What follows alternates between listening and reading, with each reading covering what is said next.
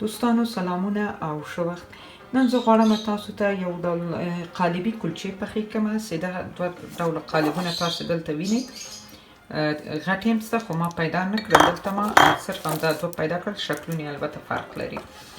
نو دې لپاره پکار دي د دې کلچو د اندازې ته باید ډېر دقت وکړئ چې هېڅ کته پورته نه شي چې بیا کلچې ښې نه راځي. نو ورته پکار دي دلته تاسې وینئ یو ګیلاس چې ما د جوارو اوړه راخیستي دي چې دې لپاره اصلا پکار دي، خو دا هم د کارنفلورو کار ورکوي. لکه هغه موږ ورته د فرني اوړه وایو که نه، د فرني پوډر یو ګیلاس هم ده، خو ما دلته د فرني پوډر نه دی استعمال کړي. دلته هم شته خو په عوض کې ما دا راخیستي دي، دا د جوارو پوډر. یو ګیلاس هم دا پکار ده ورته، او ورسره یو ګیلاس هم شیدې، او علاوه په دې یو ګیلاس هم اوړه. اوړه سره دلته طبعا دا اوړه سره ډېر میده دي او سپین دي، خو ما بیا هم دوه واره چڼ کړل. او که تاسو په وطن کې اوړه استعمالوئ حتما اوړو ته فکر یې میده اوړه، سپین میده اوړه، تر میده اوړه څه بیا ورته ویل. او علاوه له دې نه هم ورته پکار دی یو ګیلاس مایع غوړي، کوچ پکې نه استعمالیږي، او مایع غوړي. بیا هم وایم تاسو فکر یې 4 ګیلاسه دي په یو اندازه باندې شیدې، د کارنفلور او اوړه او غوړي. او دې نه علاوه ورته پکار دي د کلچو ته 6 دانې هګۍ. دا 6 دانې هګۍ نه یوه زیاته کوئ ما کموئ. او دې نه علاوه چې ما دلته بوره راخیستې ده، میده کړې مې ده. که په ماشین کې په اوکلي کې میده کوئ، بوره ورته پکار ده چې په سر یې ور دوړوو، او پسته مې ورسره میده کړې ده. او د دې شیانو نه علاوه نور نه مالګې ته ضرورت لري او بل شي ته هم نه، صرف د بیکینګ پاوډر ته ضرورت لري. دا هم موږ ورته په افغانستان کې پولیسي وایو. پولي ورته پکار ده، نیمه قاشقه د چایخوري. او غوړي ورته پکار دي چې دا لږ څه ډېر، چې دا ما دا کړایي راخیستې ده چې دا قالب پکې داسې ښه پکې ننوځي، او غوړي ورته ډېر پکار دي.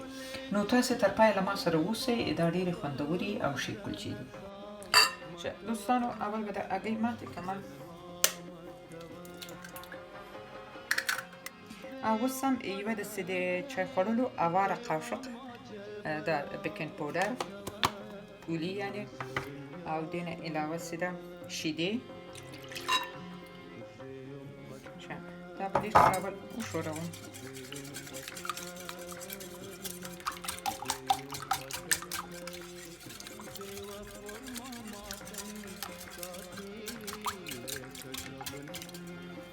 بس اوس هم غوړي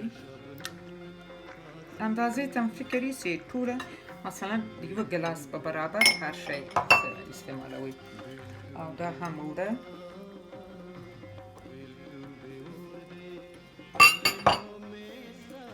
او دا لږ څه به وښوروم.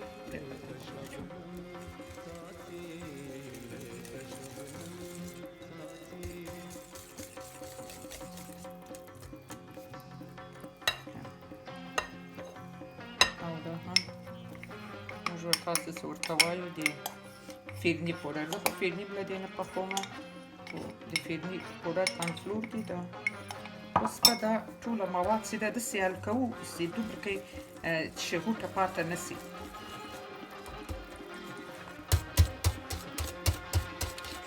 دا باید دومره حل کړئ چې هېڅ داسې یوه دانه غوټه پاته نه شي، ښې باید حل کړئ.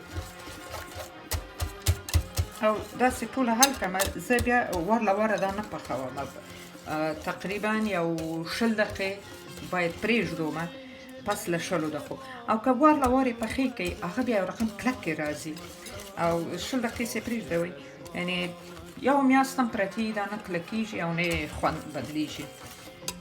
او دا هرکاره کړایي کې، د کړایي کې زه خواږه ترخه هر څه پخوم. په دې کړایي کې ما غوړي راواخیستل، دا غوړي به بیا سره کوو، بیا به تاسو راسره یاستئ. خو زه 20 دقیقې اوس پرېږدم، پس له 20 دقیقو به بیا پاخه کړو.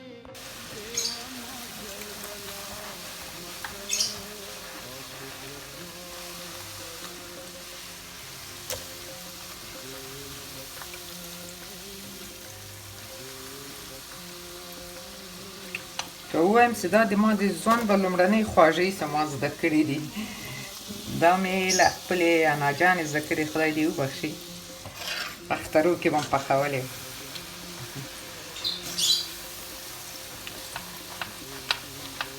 خو موږ پخوا هلته په پېښور کې هغه قالب یې ډېر زیات ښه و، غټ و، لږ ډبل و، هغه ډېر زیات ښې راتلې غټې غټې.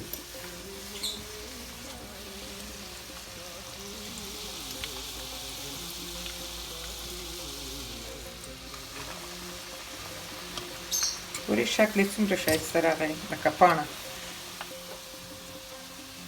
یو دوه وارې پخه کړې شاید اول وارې به لږه کې درته مواد خو جوړول خو یې اسانه دي، دا پخلي کې لږ څه به اول وارې سخته معلومیږي، خو بیا هم پسې د غوړو ته او قالب ته ډېر متوجه اوسئ.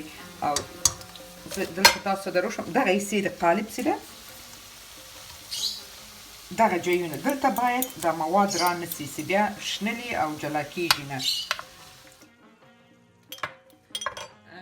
لیدونکو دغه یو رقم قالب چې و دا رقم شکل د پاڼې دا د پوخ دومره بس. اوس به په دغه شکل قالب پخوم.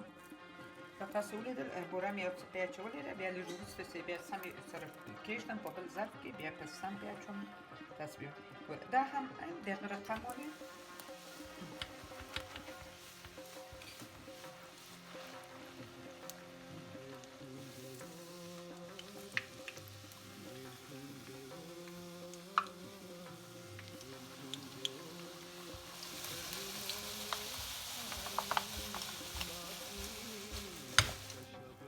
دوستانو د دې نه لاندې ما بوره اچولې وه، خو دا بیا هم یو ورځ زه تاسو ته درښکاره کړم. ښه دغسې به په مقصد په یوې یوې دانې باندې به